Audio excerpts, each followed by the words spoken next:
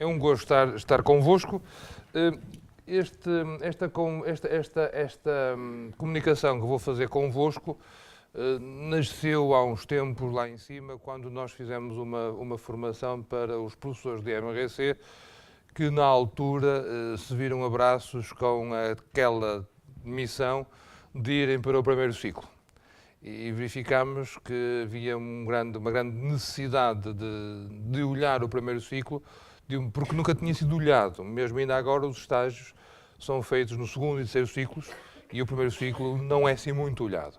E então fez alguma reflexão sobre isso e agora, quando me mandaram vir cá abaixo falar sobre estas questões, eu peguei no que já se tinha feito e pensei, como é que eu vou, em 40, 50 minutos, falar com pessoas que têm experiência, coisa que eu não tenho, eu nunca lecionei MRC. Aliás, costuma-se dizer quem sabe faz, quem não sabe ensina. Eu estou na segunda parte. Pronto, e a questão é essa, eu não estou no dia-a-dia no primeiro ciclo. Não estou no primeiro ciclo. Vou então propor-vos alguma reflexão, penso eu, que pode ajudar a que quem está no dia-a-dia olhe e entenda a missão e a educação numa perspectiva que me parece mais assertiva e, acima de tudo, que permita construções no futuro. A dificuldade que nós temos com o MRC do primeiro ciclo é dupla. A primeira é que, tirando aqueles que, pela sua formação pessoal, fizeram ensino básico, o resto nós não estamos preparados para o primeiro ciclo. Não estávamos preparados para o primeiro ciclo. Segundo, a experiência que a criança tiver no primeiro ciclo da MRC vai condicionar a sua frequência ou não no futuro, nos outros ciclos, se frequenta ou não a aula de Educação Moral e Religião Católica, e a forma como ele vai estar preparado ou não para pensar a sua fé. E aqui está o desafio que eu tenho para mim, que é comunicar-vos isto. Como é que nós podemos fazer uma educação que seja capaz de dizer aos nossos alunos que ainda não podem pensar a fé, porque fisicamente, psicologicamente, isso não é possível, mas podem pensar ao seu nível, mas que este nível os acompanhe ao longo da vida. Acresce ainda que a educação moral e religião católica não é um apêndice. Há um bocado o Sr. Dom José falava noutros países, e é interessante a gente olhar como é que é a educação religiosa ou a educação da religião nos outros países da Europa. Eu penso que, cada um fala daquilo que conhece, e às vezes eu penso que nós nos situamos um bocadinho como o professor ao canto da sala, que é aquele que vem e ensina uma coisa, bom, eu acho que é importante, mas se calhar vós não achais. Não. Nós só ensinamos a matéria que vai dar sentido à vida aos nossos alunos. Ponto. Nós só os preparamos de uma forma integral para terem uma vida com sentido. Se isto é pouco, não sei o que é muito. Estão-me a fazer entender, não estou? Daí que eu penso a educação moral e religiosa no contexto da escola pública e do ensino básico como algo fundamental. Algo fundamental. Não ajudar a pessoa a desenvolver a sua dimensão espiritual e religiosa é mutilá-la numa dimensão fundamental da sua vida. Se depois é confessional, não é confessional, com que tradição religiosa faz, isso depois é outra história. É outra história. Mas que tem que existir, tem que existir. Assim sendo, nós, como professores de Educação Moral e Religião Católica, portanto, mandatados pela Igreja, temos um tesouro, que é a fé da Igreja. E a fé da Igreja, e a Igreja está... E agora temos que nos portar bem, porque entretanto chegou o Sr. Dom Nuno, seja bem-vindo. Eu fiz de propósito para ele ficar corado e tal. Nós temos um tesouro para mostrar aos nossos alunos, que é o tesouro da fé da Igreja. E o que eu penso que um professor tem que ser é, e chamo-lhe isto num outro slide mais à frente, um hermeneuta da experiência religiosa. Tu fazes a experiência, tu tens essa experiência, e eu agora vou-te ajudar a explicar e a perceber aquilo que tu estás a viver. Um bocadinho como a vocação de Samuel, estás a ver? Ele chama, mas o que é que se passa? Foi preciso que, olha, quando ouvires isso, responde, fala, Senhor, que sempre escuta. O que está a acontecer é isto. A experiência religiosa está a acontecer na vida de cada aluno. Podem não ter linguagem nem pressupostos para compreender e pensá-la. Estamos nós aqui para ajudar isso. Claro que nesta proposta que nós, Igreja, temos, nós também não estamos estáveis. Nós estamos a passar uma revolução muito grande dentro da comunidade eclesial. Nós estamos a passar de uma ortodoxia, do pensar a fé dentro daquilo que é correto, não é correto, de uma ontologia estável. Isto agora mantém-se, mas numa outra perspectiva. É uma dimensão mais existencial. Já não é apenas uma ortodoxia estável, é sobretudo uma questão de estilo. Ou seja, há uma série de realidades, há uma série de vertentes que fazem com que nós tenhamos uma identidade cristã e essa identidade permite diversas concretizações. Aqui em Lisboa, leio, por exemplo, os textos do professor Domingos Terra, O Sentido da Fé, por exemplo, em que ele nos apresenta isto, aliás, tem a ver com a sua tese de doutoramento, né? Tornar-se cristão hoje, em que ele nos diz que a ortodoxia, a identidade da fé, é esta, exatamente, mas permite alguma flexibilidade. E aqui implica a questão do discernimento.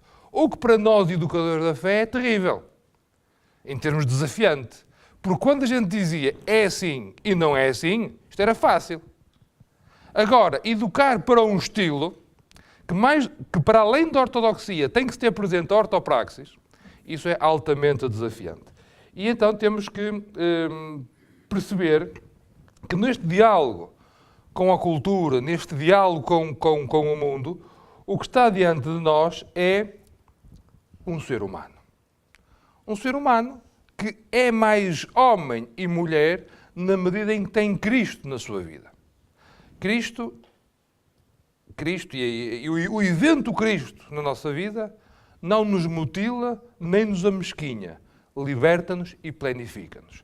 Pelo que a relação com Jesus Cristo tem que ser uma relação que permita estarmos conectados com Cristo. Desculpem lá usar uma expressão do âmbito da comunicação, mas vou usar uma metáfora que creio que ilustra aquilo que eu quero dizer. Quando nós queremos comunicar com alguém, temos que usar os mesmos protocolos. Vocês são todos muito jovens, mas aqueles já estão mais velhos, como eu, lembravam-se que antes havia assim aquela coisa, a gente tinha um fecheiro no Word do PC e depois ia pôr no Word do Macintosh e tinha que converter. Lembrai-vos disso, não é? E agora é tudo muito fácil, porque os protocolos são os mesmos.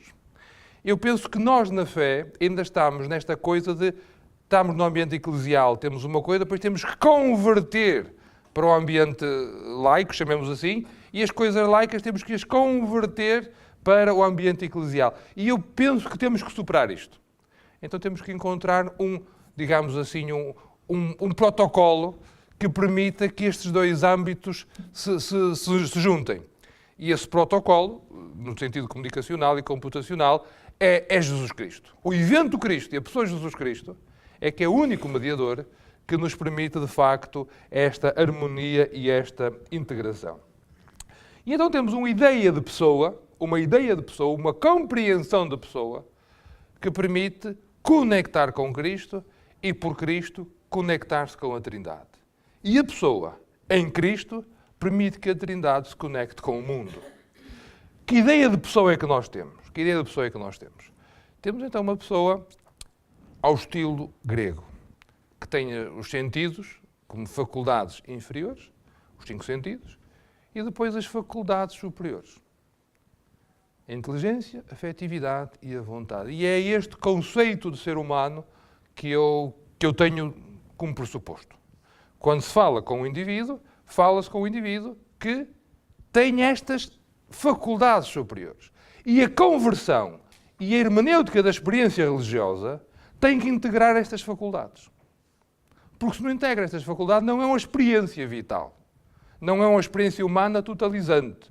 Logo, não é uma experiência que permita ao indivíduo dizer, apresentar, explicar aquilo que é a sua vivência espiritual. Claro que nós sabemos que Deus está sempre presente, sabemos que Deus está sempre a chamar-nos. Mas, voltado então à vocação de Samuel, como imagem para nos entendermos, a pessoa tem que estar preparada. Tem que estar preparada. E o apelo divino, e aqui estou a seguir muito de perto o Padre Zé Frazão, hoje estou a citar muitos jesuítas, peço desculpa, este apelo de Deus tem que encontrar então uma pessoa, um lugar real. Este sujeito tem que ser capaz de pressentir afetivamente, discernir com inteligência e de lhe responder livremente. Ou seja, temos que criar as condições propedêuticas que permitem ao indivíduo intuir, discernir e responder ao apelo divino. Ou seja, educar para a dimensão religiosa. Se pegarmos, por exemplo, no pensamento de Max Weber, em que ele diz que o homem contemporâneo perdeu o ouvido para o religioso. O ouvido para o religioso não é uma expressão típica do Weber, é uma expressão típica dos alemães. Não é? Perdeu esta, na nossa língua seria qualquer coisa, o homem contemporâneo descuidou a dimensão religiosa. De facto é verdade. De facto é verdade. E nós temos duas coisas. Ou consideramos que é importante para o indivíduo e então apresentamos-lhe a dimensão espiritual e depois religiosa, ou então consideramos que não é importante e nós, pessoalmente, consideramos que é importante. Por isso não estamos a lutar contra a corrente para afirmar uma determinada crença ou uma determinada igreja, estamos a lutar contra a corrente para defender a integralidade e o valor da pessoa humana na sua plenitude. O anunciar Deus, o propor um desenvolvimento espiritual, o apresentar Cristo como experiência de fé aos nossos alunos, não é, digamos assim, fazer proselitismo. É dar-lhe o tesouro que nós temos, olha um bocado como o Pedro. Não tenho prata nem ouro, mas tenho o que tenho. Em nome do Senhor, levanta-te e anda. Quer dizer, a nossa riqueza é isto. E queremos mostrá-la, queremos apresentá-la. Claro, quando se fala em espiritualidade e desenvolvimento espiritual, é uma espiritualidade não desencarnada. Aliás, o Papa, na altura, o prefeito para a Congregação de Tios da Fé, Josef Ratzinger, numa conferência que fez aos bispos da Ásia, porque lá tem muito aquela questão da enculturação, não é? Ele diz qualquer coisa do género, não existe a fé quimicamente pura. Eu não encontro a fé ali perfeitinha, assim, perfeitinha no sentido de que isto é só fé. Não, a fé existe inculturada, existe encarnada numa determinada cultura. Mesmo depois ele distingue o que é cultura cristã como metacultura e depois as culturas típicas de cada território e de cada ambiente, em que nós percebemos que o Evangelho, a opção por Cristo, gera cultura na carne das nossas vidas. Portanto, a dimensão espiritual vive-se na carne. Esta coisa de imaginarmos a vida religiosa como uma coisa idílica, num mosteiro não sei onde, que vivo no meu domingo na liturgia da minha paróquia apenas, isto é terrível. Isto é separar Cristo. É separar é negar que Cristo é verdadeiro homem e verdadeiro Deus. É dissecar as dimensões da vida religiosa. Isto, para nós católicos, é negar a nossa identidade. Portanto, a dimensão espiritual tem que ser uma dimensão que vive no nosso corpo, em que, ao vivermos a dimensão espiritual, nós humanizamos-nos. E humanizamos-nos em plenitude. Vou usar uma outra metáfora das informáticas. É como se nós fôssemos o hardware, não é? A quinquilharia, a máquina, que só funciona bem e só tira o seu potencial quando tem um bom software. E o software é a experiência de Deus. É a experiência de Deus em nós que nos planifica, que faz com que nós sejamos mais e vivamos mais e melhor. Por isso a nossa experiência religiosa é sempre cristocêntrica. E tenho aqui duas imagens que gostava que fosse o ícone visual que sintetiza a nossa intervenção.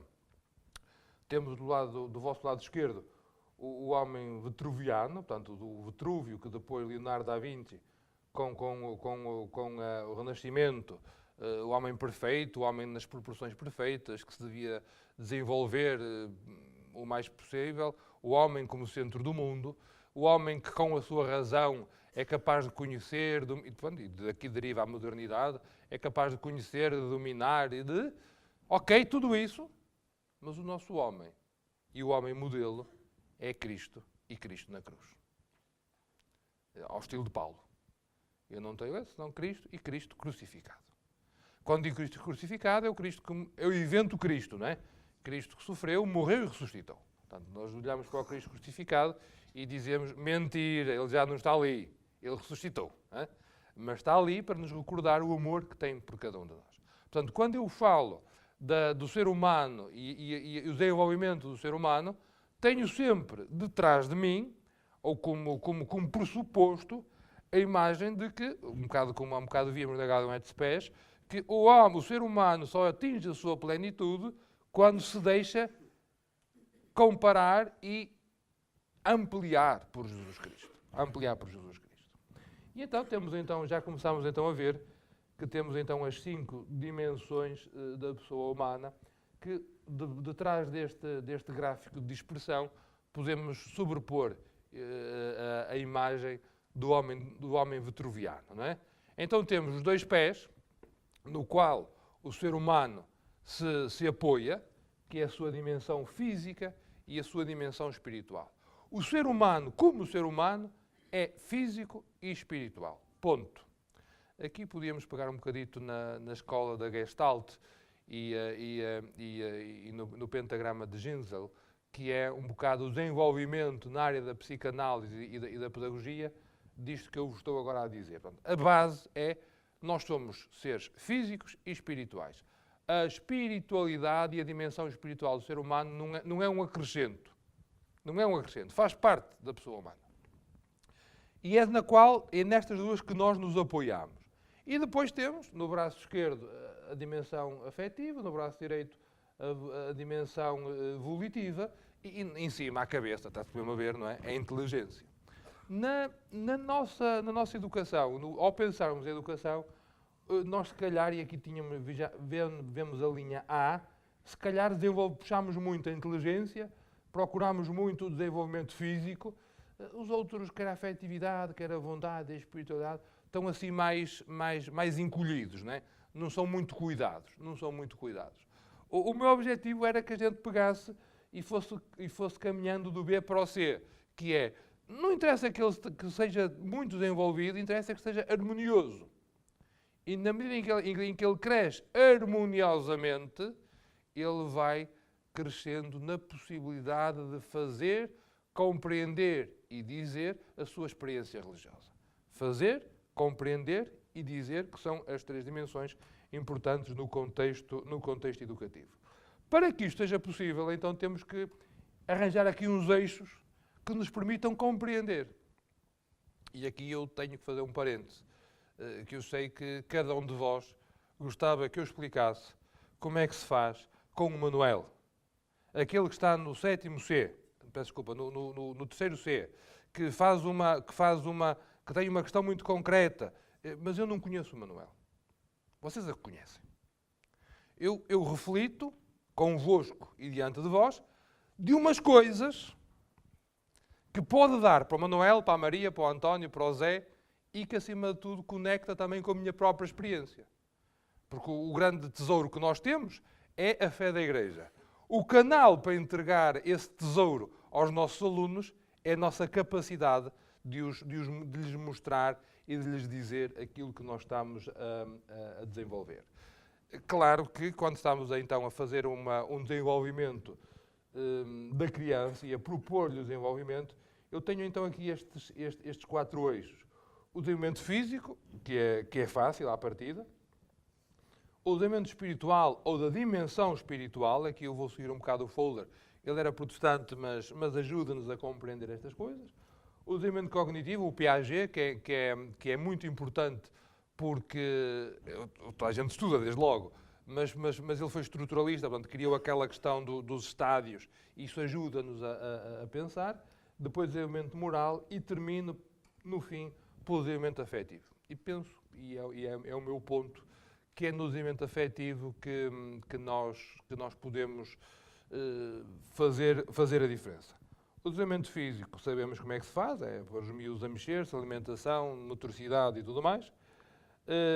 Depois, o desenvolvimento cognitivo, eu queria, para não gastar muito tempo, que isto já está mais que sabido, recordemos que o Piaget tem como pressuposto de que o indivíduo, à medida que vai crescendo, vai adquirindo capacidades, na medida em que ele interage com o meio, ele vai, então, quer pela assimilação, quer pela acomodação, vai crescendo na medida em que experimenta e na medida em que experimenta vai assimilando o conhecimento que foi gerado nas experiências que lhe foram propostas, nas vivências que lhe foram suscitadas.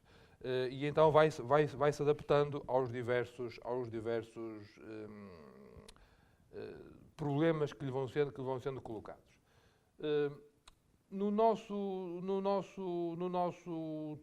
As nossas crianças estão ali numa fase em que passam de um pensamento mais intuitivo, num pensamento para um pensamento mais concreto. Passemos agora, e agora aqui isto já começa a ser mais forte, quando faltar 10 minutos, manda-me calar, está bem? Se vou obedecer ou não, não sei, mas pelo menos o senhor diz-me. A desenvolvimento moral, nós seguimos muito aquela questão do Kohlberg, em que passa de um pré-convencional para um convencional, e os nossos alunos estão ainda na fase do pré-convencional. Eles fazem com medo da punição, ou então pela ligação afetiva a quem lhes manda dizer ou fazer aquilo. Não são capazes de cumprir uma obrigação porque consideram que aquilo é importante e por isso executam. Isso é para os crescidos. Os nossos não estão assim. Estão muito ligados, quer a um lado à questão da punição, quer ao outro à questão da ligação afetiva, do significado afetivo que tem a pessoa que lhe diz para fazer isto ou aquilo. Ora, isto coloca-se uma questão muito interessante no desenvolvimento espiritual, que é, se a pessoa age por medo da punição, se eu digo para fazer isto ou aquilo, porque Jesus é nosso amigo e por isso deve fazer, Deus é amor, é um dos objetivos que nós temos, não é? Explicar-lhes que Deus é amor. Como é que é isto? Deus é amor e, ao mesmo tempo, pede-me para fazer coisas e eu só faço porque tenho medo à punição. Estás a ver o caldo que aqui isso vai gerar? Como é que eu vou dizer que devemos ser bons, educar para a gratuidade, para a sã convivência, alicerçado em Deus, quando eu, criança, faço as coisas motivadas, com receio da punição ou então da relação afetiva de quem me diz isto. Corro o risco de ficar com um preso a um Deus castigador ou então ficar preso àquela pessoa e quando aquela pessoa deixar de estar, deixa de haver a motivação para o meu comportamento moral. Daí que por isso é que eu postulo que o desenvolvimento espiritual não se deve alicerçar noutra coisa que não seja a dimensão afetiva e na sua capacidade de simbolizar. Daí que o desenvolvimento moral é importante, mas para nós, porque temos um tesouro e temos uma experiência religiosa, o desenvolvimento moral é consequência do desenvolvimento espiritual, não o contrário. Não o contrário. Aqui posso estar um bocadinho em dissonância com aquilo que se normalmente diz, mas é a minha convicção e depois, querendo, podemos dialogar mais sobre isso. Portanto, aqui já vos acabei de explicar isto. Muito bem. Claro que nós tínhamos os diversos estádios com as nossas crianças. Só podemos pensar num estádio pré-convencional. Interessante que o PowerPoint está a comer letras. Não faz mal. Só podemos pensar num estádio pré-convencional, ou nos dois estádios pré-convencionais, e infelizmente, e aqui é outra questão, muitos dos jovens e dos adultos também não passam do terceiro e quarto estádio.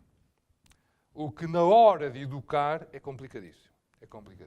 Mas fica apenas o AG. No desenvolvimento espiritual do Fowler, ele pensou também em 6 estádios, um bocadinho similar ao desenvolvimento de Piaget, aos estádios, em que os 2 primeiros são assim os estádios mais intuitivo, mais projetivo, mítico, literal, e depois vai evoluindo. Vamos olhar apenas àqueles que estão nas faixas etárias nas quais nós nos situamos, Piaget, Kohlberg e agora Fowler, em que percebemos que a criança é fortemente identificada pelos exemplos, pelos estados de espíritos, pelas ações de história visíveis dos adultos com quem se relaciona primariamente, ou seja, aquelas com quem tem uma relação significativa, afetivamente falando. E é influenciado pelas suas histórias, mas a sua história e a sua forma de entender as histórias é literal. É literal. Deus gosta muito de ti. Ok. A minha mãe tem um cancro. Como é que Deus gosta muito de mim? Deus gosta muito de nós. Deus é amor. Deus pode tudo e a minha mãe tem um cancro. Há aqui qualquer coisa que não está bem. E a criança tem razão, como é evidente. A criança tem razão. Há qualquer coisa que não está bem. Porque nós estamos a falar de uma forma simbólica, de uma forma religiosa, melhor dizendo, quando a criança só é capaz de entender literalmente. E esperar que ele seja capaz de entender isto tudo é não respeitar a criança. Aliás, coloca-se muito a questão do desenvolvimento religioso na infância, a celebração dos sacramentos da infância. Isso coloca-se algumas questões interessantes, mas o que nós sabemos, pelo menos desde a década de 90, que os documentos da Igreja nos dizem que falar de educação religiosa e de uma pessoa desenvolvida religiosamente é para adultos. É para adultos. A criança vive a sua dimensão religiosa como vive as outras dimensões da sua vida, apoiada nos adultos. A criança é capaz de se alimentar? Claro que é. Se a gente não contrariar, é McDonald's todos os dias. E está bem que eu também gosto. Mas a questão é, temos de ser nós a dizer-lhe que é preciso diversificar a alimentação. A criança veste-se, claro que sim, se nós lhe pusermos a roupa, se nós lhe renovarmos o guarda-roupa. Ou seja, ele é capaz de fazer algumas coisas, mas com a supervisão e o apoio dos adultos. Na fé é a mesma coisa. A criança é capaz de algumas coisas, contudo precisa do apoio, da supervisão, da ajuda dos adultos. E aqui temos uma outra dimensão, que é também um objetivo, que é compreender o que é ser igreja. E se eu não sou capaz de mostrar à criança esta confusão na cabeça dela, que é Deus é amor, Deus gosta de nós e a minha mãe tem cancro, eu não sou capaz de lhe mostrar, não sou capaz de lhe resolver isto. Sou capaz de lhe mostrar que entre nós, que acreditamos em Jesus Cristo, geramos relações tais entre nós que nos apoiamos reciprocamente. E então percebemos, quando um está triste, o outro dá um abracinho, para usarmos uma metáfora. Quando alguém tem uma preocupação, o outro ajuda. Quando alguém não tem o suficiente para viver, nós ajudamos com a partilha.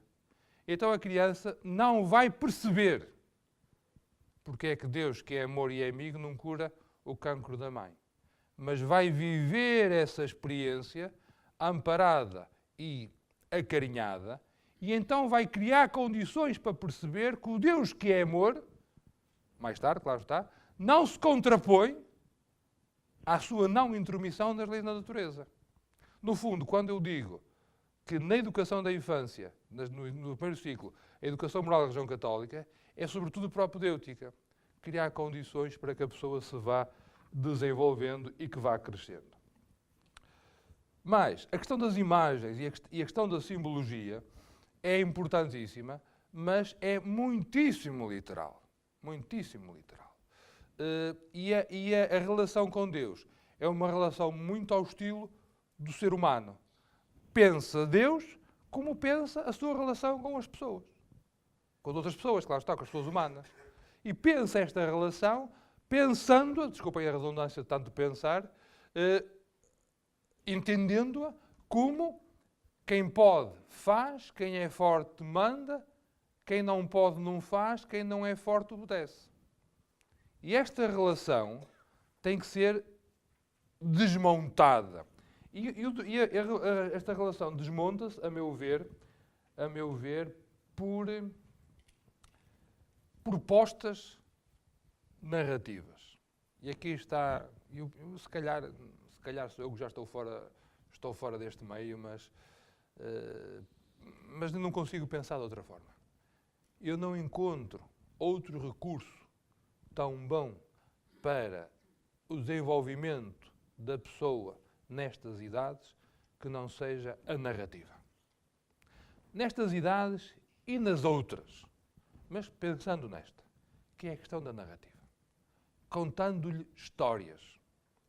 Mas histórias que sejam histórias ou histórias, para o caso é similar, mas que sejam narrativas que façam sentido para a criança e que ela possa levar com carinho ao longo da sua vida. Eu concretizo. Por vezes é muito fácil, e para nós é uma tentação muito grande, perante uma dificuldade, contar uma historinha que sossega a criança naquele momento. Sossegou-a. Mas as crianças são como esponjas, não é? Sabes isso muito melhor do que eu. Ela reteve aquela historinha. Depois vai crescendo e vai olhar para a sua infância e vai recordar que, na altura, a enganaram. Porque aquela historinha era uma historinha para enganar meninos. É uma historinha que resolve o assunto, cala, mas não lhe dá condições para ter aquela história ao longo da sua vida. Dou-vos um exemplo. Quem dá os presentes de Natal? Pode ser o Pai Natal, não faz mal. Pode ser o Menino Jesus, também não faz mal. Mas nós sabemos que nem é o Pai Natal, nem é o Menino Jesus. Mas é o Pai Natal e é o Menino Jesus. Eu explico. Quem dá os presentes é o Pai Natal. Eu não tenho problema nenhum que digam isso. Depois eu vou explicar que o Pai Natal é um senhor que se chama São Nicolau. Que por acaso até era um senhor que tinha uma grande preocupação em cuidar daquelas pessoas que não tinham mínimo para viver.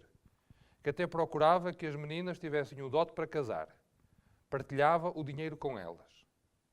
Para que elas pudessem casar. Dava presentes aos meninos pobres. Por isso eu imito São Nicolau na medida em que dou presentes às pessoas que gosto. Isto faz sentido. Aguenta uma resposta para 6, 7 anos, aguenta uma resposta para 18 anos e aguenta uma resposta para 50 anos. O mesmo se diz com o Menino Jesus. Quem dá os presentes é o Menino Jesus. Ok. Depois é o Menino Jesus que nos dá a força e que nos dá a energia para os pais trabalharem e poder ganhar dinheiro para comprar presentes. E é o Menino Jesus que me estimula constantemente a eu fazer atos de carinho e gestos de amor para com aqueles que estão ao meu lado, e uma das formas que eu tenho de fazer isso é oferecer-lhes uma lembrança. Estão-me a fazer entender quando quero dizer histórias que aguentem uma vida? São histórias que permitam ser cada vez relidas de acordo com as idades em que nós estamos. E aqui temos que ser muito, muito simples e temos, mais uma vez, o melhor tesouro. Nós temos a Escritura, a Sagrada Escritura, a Bíblia, que já tem imensas histórias, que nós, em bom rigor, não tínhamos que inventar. Tínhamos, se calhar, que pegar nessas narrativas e dizê-las, contá-las ao estilo do nosso interlocutor. E vamos agora à fase final destes eixos, que é o desenvolvimento afetivo. Para isso, eu vou seguir este Henri Waldman, que ele é contemporâneo de Piaget, mas tem bastantes divergências com ele. Em que ele diz, basicamente, isto. A educação é integrar o indivíduo no meio, no ambiente no qual ele está. Logo, o foco da integração entre organismo, o meio e as dimensões cognitivas, afetivas e motoras da pessoa. Ou seja, a educação é integrar isto tudo. Educar é ajudar a pessoa a integrar aqueles 5 pontinhos, que há pouco vimos, né? As 5 extremidades, aquele pentagrama. Essa integração faz-se, sobretudo, através da mobilização das emoções, através da afetividade. E a vida psíquica é, então, resultante do encontro entre a vida orgânica com o meio social. Educar ajudando a pessoa a perceber e a relacionar o seu desenvolvimento físico, o seu desenvolvimento orgânico, com o meio no qual ele se insere. E, mais uma vez, à exaustão. Não temos que ter medo de o afirmar que a dimensão espiritual, que para nós é percebida, sistematizada e vivida num contexto de tradição católica, é uma parte constitutiva da nossa dimensão social. Ponto. Por muito que se queira empurrar, e muita da opinião publicada procura empurrar a dimensão espiritual para o âmbito do privado, a dimensão espiritual é uma dimensão constitutiva da pessoa na sua dimensão social. Ponto. Logo, é a comunicação emocional que dá acesso ao mundo do adulto, ao universo das interpretações coletivas. Logo, e isto aqui sublinhei e pus a negrito porque, enfim, a inteligência surge depois da afetividade e a partir das condições de desenvolvimento motor e altera-se e conflitua com ela. Ou seja, a inteligência vem depois da afetividade. A dimensão intelectual vem depois da dimensão afetiva. Cuidar da dimensão intelectual sem cuidar da dimensão afetiva é construir na areia. Só me vinha à cabeça outra imagem, mas tinha que ser uma bíblica, que era para dar assim um ar piedoso a esta comunicação. Se não temos em consideração a dimensão afetiva e só intelectual, estamos a construir sobre a areia.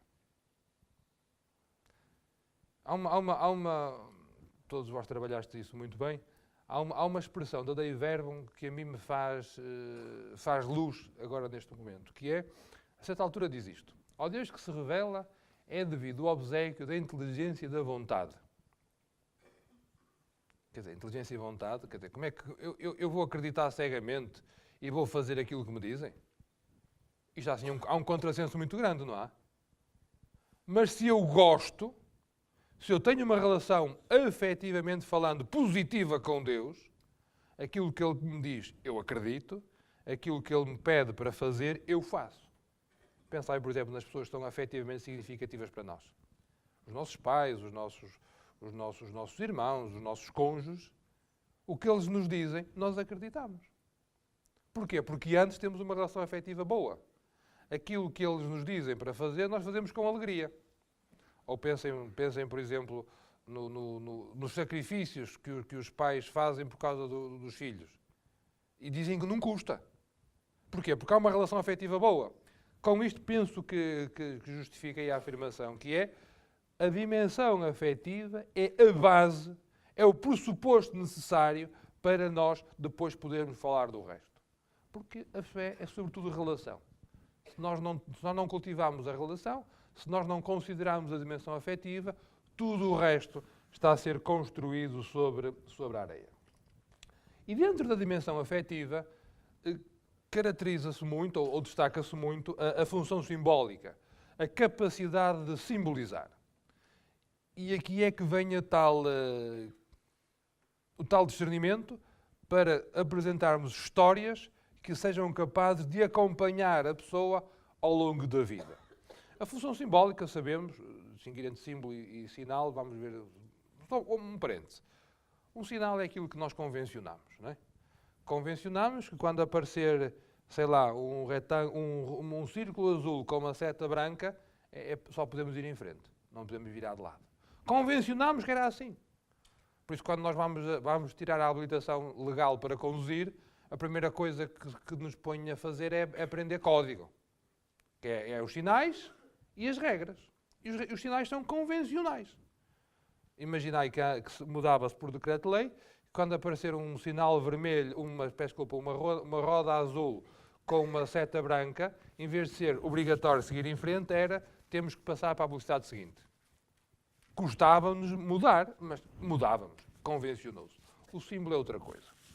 O símbolo tem também o objeto, portanto, o significante, e tem depois o significado. Contudo, o significante e o significado estão unidos, têm algo que se relaciona.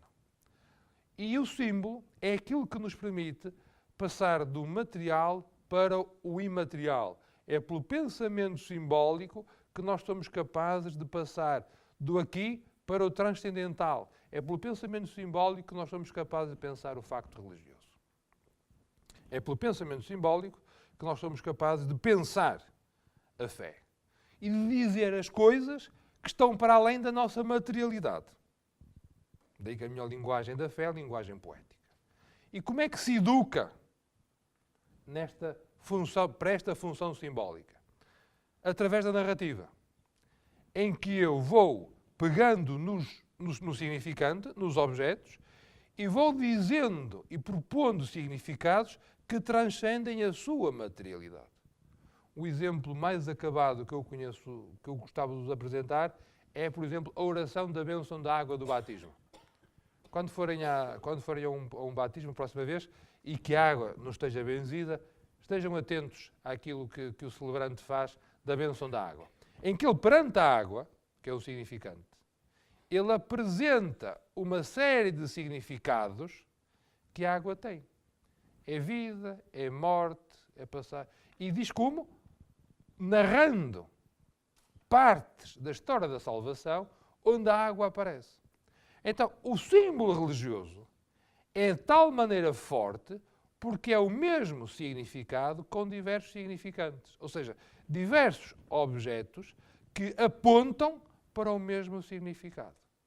Então, a educar para a função simbólica no âmbito da religião é propor diversas narrativas na qual a pessoa vai intuindo, e aqui entra a liberdade e entra o seu próprio ritmo, vai intuindo, vai percebendo que é Deus, em última instância, o significado das narrativas que estamos a apresentar. Então, para sintetizar, a função simbólica, então, é a aptidão específica de cada um de nós que se refere ao poder de encontrar para um objeto a sua representação e para esta representação um sinal. Ou seja, eu afetivamente estou ligado àquela narrativa e aquela narrativa é condensada num sinal. Os que sois casados, pensai, por exemplo, na vossa aliança. Quando olhais para aquele anel, lembrais a pessoa que amais, claro. Lembrais o dia do casamento. Se calhar até vos lembrais o padrinho ou quem foi que vos ofereceu. Ou até vos lembrais, se calhar, o sacrifício que tiveste de fazer para comprar aquela aliança. Ou seja, é um objeto que sintetiza toda uma narrativa. E na educação da fé, isto é importante. Porque quando a gente olha para uma cruz, quando a gente olha para uma pomba, não está a olhar para um objeto. Está, através de um objeto, está a aceder simbolicamente a um significado que nos transcende. E isso é a dimensão afetiva que tem que ser cultivada. Em termos no desenvolvimento afetivo, articulam-se 3 leis. A lei da alternância, a lei da preponderância e, por último, a integração funcional. A lei da alternância é simples, que é, ao longo do desenvolvimento do indivíduo, ora predomina a dimensão afetiva, ora predomina a dimensão cognitiva. Ali, a partir dos 6, 7 anos, passamos da dimensão afetiva para a preponderância da dimensão cognitiva, que ajuda a dar sentido àquilo que estamos a refletir. Por isso é que já se pode narrar, já se pode contar. Antes a gente às crianças o que é que faz? Conta uma historinha e, sobretudo, dá-lhes um abraço. Pega nela ao colo. Na infância, portanto, na dimensão infantil, ali até aos 4, 5 anos, que é que a gente faz? Pega da criança ao colo. Depois, 7, 8 anos, também podemos pegar, não tem mal, mas já contamos, já narramos, já explicamos, já procuramos explicar. Depois, a lei da preponderância, ora de um, ora do outro. Eu aqui disse mal, peço desculpa. A alternância funcional é mais centrado no eu ou então centrado nos outros. E na etapa em que nós estamos, a pessoa está sobretudo centrada em si. A lei da sucessão ou da preponderância é aquilo que eu acabei agora mesmo de explicar. E, por último, a lei da diferenciação e integração funcional, ou seja, diz respeito às novas possibilidades que não se suprimem ou se sobrepõem às conquistas dos estados anteriores, mas, pelo contrário, integram-se a elas no estádio subsequente. O que é que isto quer dizer? É uma diferença em relação ao Piaget. O Piaget diz que os estádios são sequenciais e um sucede-se ao outro e não há alternâncias dos estádios. O Wöhler diz o contrário. Diz que, sim senhora, os estádios sucedem-se, mas pode haver misturas e pode haver alternâncias. Pode o indivíduo, num aspecto, estar num nível, noutro aspecto, estar noutro. Por último, a afetividade educa-se, sobretudo, através das emoções. Entendendo a emoção como uma exteriorização da afetividade, que é um facto fisiológico, portanto, nos seus componentes, morais e motores, e, ao mesmo tempo, um comportamento social na sua função de adaptação do ser humano ao meio. Eu percebo, eu sou capaz de ler o desenvolvimento afetivo que uma pessoa tem vendo as suas emoções e vendo como ele expressa as suas emoções. E sou capaz de o ajudar a desenvolver a sua dimensão afetiva, possibilitando-lhe, criando condições para que ele expresse as suas emoções. Isto é fácil, é claro. Claro está que a afetividade, então, corresponde à energia que mobiliza um ser em direção ao ato. Eu, pela afetividade, gosto, faço, mobilizo-me para. Por isso é que eu dizia que a nossa vida religiosa ou espiritual, e educar para a vida religiosa, para a vida espiritual, mais do que a educação moral, é importante a educação afetiva. Porque a educação moral, e já percebemos quais são as motivações para o agir moral nestas idades, são muito externas, não é? São pré-convencionais. Ao passo que na dimensão afetiva é aquela energia que faz com que a pessoa se mobilize para uma determinada coisa. Enquanto que então a inteligência corresponde ao poder de estruturante que modela a pessoa a partir de esquemas disponíveis naquele momento.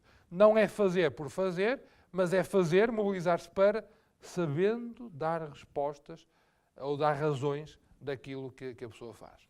Faz assim porque gosta. E isto é bom porque. Estamos a ver o raciocínio? Faço porque gosto, e aprendi a gostar, aprendi a ter afeto mas isto é bom. E é bom porquê? E digo as razões. E aqui teríamos mais uma vez a Escritura a iluminar-nos, com aquele desafio de Pedro: sabei dar razões da vossa esperança a quem vos pedir, com mansidão e respeito. Eu só sou capaz de ser manso e respeituoso se afetivamente estiver equilibrado. Aliás, muito deste conflito, destas quesílias religiosas, vem precisamente de não estarmos devidamente harmonizados nas nossas faculdades, ou, se quisermos, naqueles 5 eixos que há pouco vos apresentei.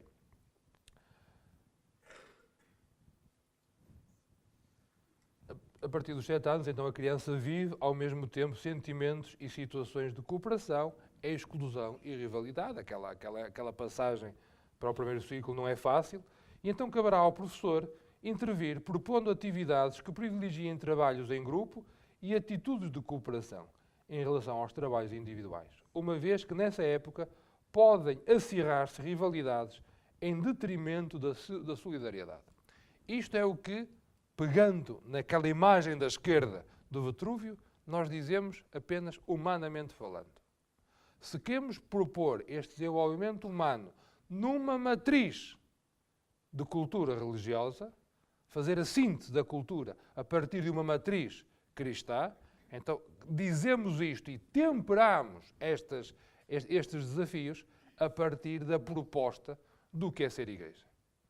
Do que é a comunidade eclesial, como é que se caracteriza a comunidade eclesial que vive no seguimento de Jesus Cristo, que vive no seguimento de Jesus Cristo, que é a visibilidade do nosso Deus que é amor e que tem uma mãe que é Maria.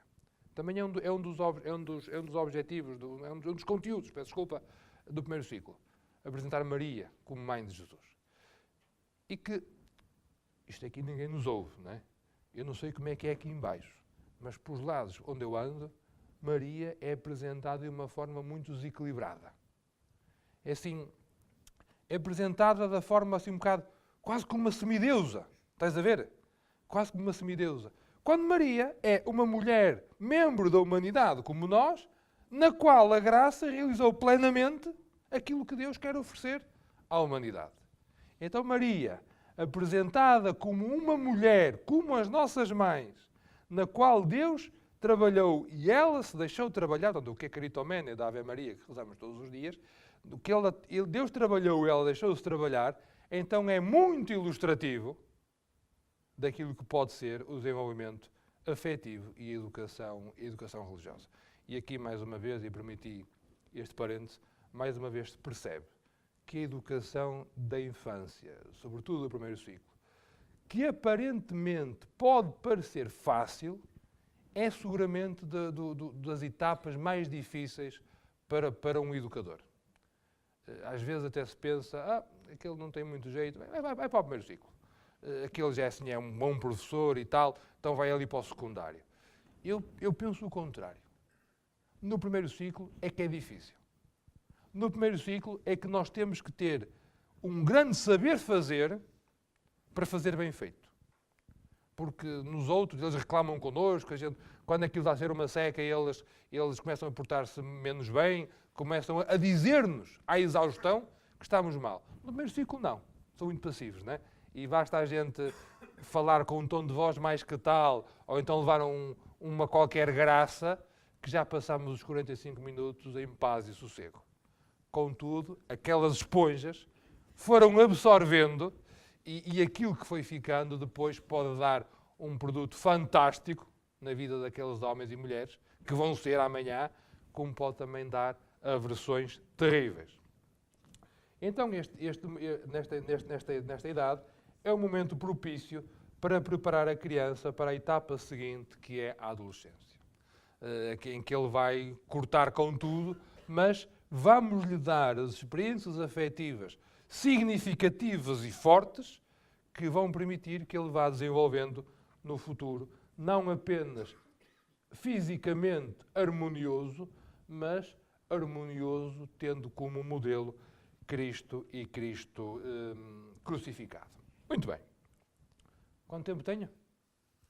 O relógio é bonito, mas eu não consigo ver. 10 minutos?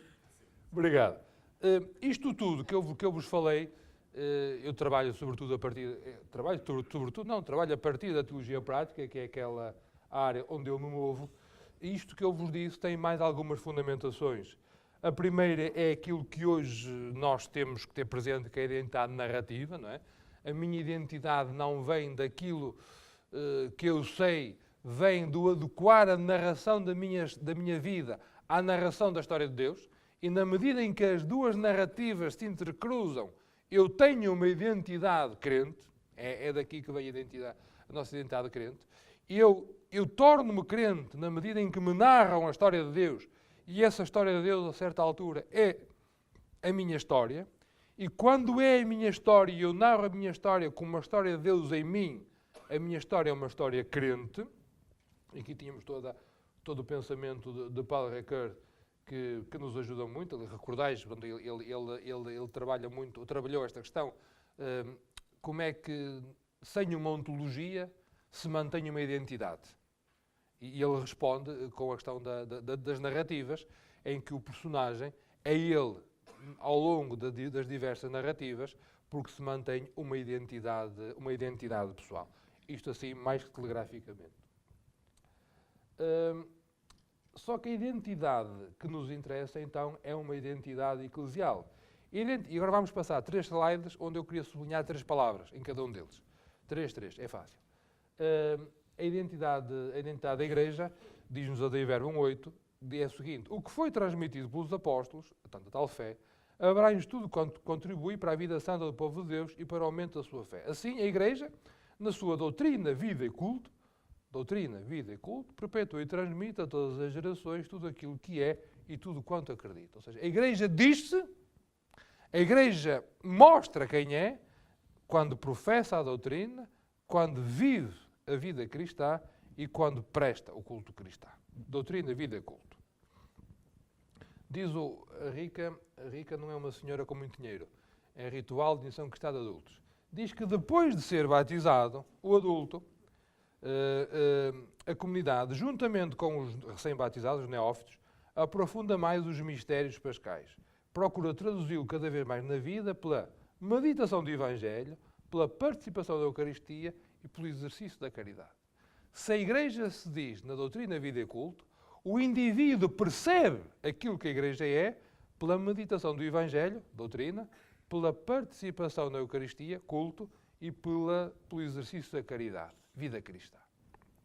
Logo, se eu quero dar testemunho desse mesmo Deus que me habita, se eu quero, agora citando um bocado a Escritura, se eu quero falar como se visse o invisível, tornámos-nos testemunhas, isto diz o Bento XVI no Sacramento do Caritatis, tornámos-nos testemunhas quando, através das nossas ações, palavras e modos de ser, é outro, e o outro aqui está com maiúscula, porque está mesmo com maiúscula, é Deus, é o outro que aparece e se comunica. Pode-se afirmar-se que o testemunho é o meio pelo qual a verdade do amor de Deus alcança o homem na história, convidando a conhecer livremente esta novidade radical. Ou seja, eu só adiro livremente ao amor de Deus na medida em que esse Deus me é apresentado, me é narrado. E tem que me ser narrado ao estilo de Deus. E Deus dá-se a conhecer por palavras e por obras intimamente unidos ao jeito humano. Logo, tem que ser capaz de tocar a minha inteligência, a minha afetividade e a minha vontade. Logo, se eu quero narrar Deus, tenho que dizer a Igreja como ela se diz, tenho que mostrar como é que os cristãos fazem essa experiência de encontro com Deus e tenho que o dizer ao estilo cristão, através das ações, das palavras e modos de ser, que é a questão do testemunho como uma mediação eclesial que mostra Deus por excelência. E aqui estou a ser muito telegráfico. Isto implica, então, que um cristão seja uma pessoa de fé, de esperança e caridade, como sabemos isso muitíssimo bem. Vamos agora sistematizar. Temos aqui do vosso lado esquerdo a questão das faculdades do ser humano, da sua inteligência, da sua afetividade e da sua vontade, ao qual nós queremos apresentar Cristo. Cristo que também tem a sua tríplice missão como sacerdote, profeta e rei. Eu alterei a ordem que habitualmente costumamos dizer, que é para a coisa casar, não é? Então eu educo a inteligência na medida em que coloco a pessoa em contacto com a dimensão profética de Jesus Cristo, com a sua palavra. Por isso, eu Dei Verbum doutrina, ritual de instrução dos adultos, meditação do Evangelho, sacramento do Caritatis, as palavras que digo. Eu educo a vontade na medida em que coloco a pessoa em contacto com a dimensão real de Jesus Cristo, ou seja, uma opção pelo reino. Como? Vivendo a caridade, participando na caridade, vivendo a vida da Igreja, que não é outra coisa que vida de amor, e é o meu modo de ser como cristão. Educo a afetividade, que na minha perspectiva é a prioridade, como vos acabei agora de dizer, como colocando em contacto com a dimensão sacerdotal de Cristo, ou seja, a dimensão cultual, fazendo uma experiência de encontro e de leitura desse encontro daquilo que é a celebração dos sacramentos e aquilo que é a dimensão oracional, como dimensões mais fáceis nas quais nós entendemos a presença de Deus. E depois, claro, em termos educativos, tem dificuldades para o MRC, porque a afetividade, nós trabalhamos muito o ensino e é-nos fácil educar a inteligência. É onde nós estamos treinados. É onde o ambiente onde nós estamos nos facilita. Claro que depois já se pede que a escola pública forme cidadãos, então já mais do que ensino, procura-se a educação. Mas não é fácil, não é fácil. E por mais que a gente fale no ambiente de escola, trazer o ambiente envolvente da escola para a escola e por aí adiante, isto não é fácil. E nós, como escola, não temos capacidade, nem se pede, que nós façamos a iniciação.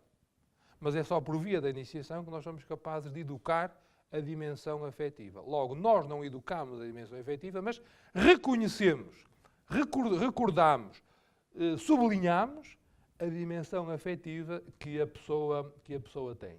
E quando ela tem a dimensão afetiva minimamente desenvolvida em contacto com Cristo, então é capaz de ter esperança e a esperança é fundamentada, é alimentada, quer nas ações cultuais, quer na dimensão oracional. Só para concluir, este é um esquema que não vai dar para ser, já comecei, agora acabo. Nós estamos muito habituados a trabalhar aqui assim. Aqui, trabalha a paróquia, que é a catequese, não é? Ensinamos as palavras, os gestos de Jesus, a vida em Cristo, as orações, e temos ali um vidrinho, uma linha, que eu diria que é uma redoma de vidro. A pessoa está em ambiente controlado. E depois temos aqui a parte do ensino, onde fazemos uma relação com a vida concreta.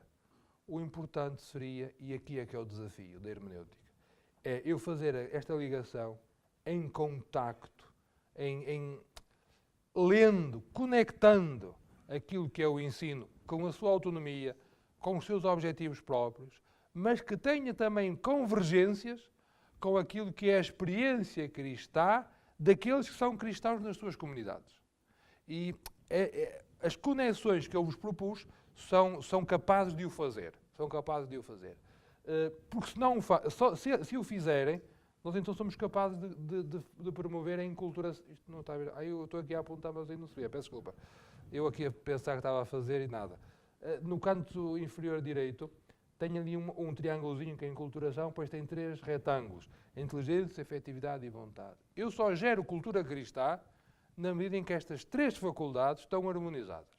Eu pus um triângulo, não foi por acaso. É um equilíbrio muito difícil. Se eu desenvolvo um retângulo e os outros não estão harmonizados, aquilo não se equilibra e cai. E eu estou convencido, e com isto termino, que muito do abandono que acontece na prática cristã, na adolescência e na juventude, vem deste desconforto. A pessoa não está harmonizada, pode ter uma cabeça muito grande, muita inteligência, se calhar ter muita vontade, mas depois aquilo desequilibra, e quando a pessoa está desequilibrada, vai para um sítio onde se sinta mais equilibrado, ainda que seja um sítio inferior. E então abandona a prática e o querer conhecer mais e saber estas coisas. Desculpem pelo tempo e obrigado.